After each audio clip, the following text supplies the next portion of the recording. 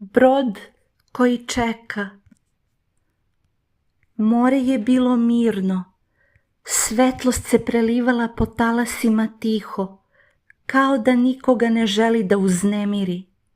Brod je stajao nedaleko od obale, nije žurio, kao da je znao da će svako doći kada treba.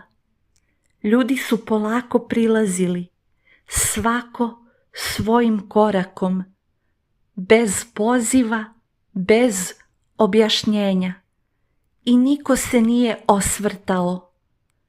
Na pramcu je stajao kapetan u belom, sa osmehom koji je razumeo sve.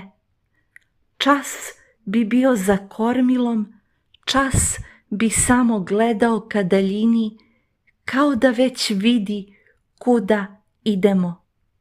I nije bilo straha, samo tiha sigurnost da nas ta svetlost vodi kući, a brod nije krenuo odmah, kao da čeka još nekoga. Dragi moji, ovo je još jedna priča sa mora.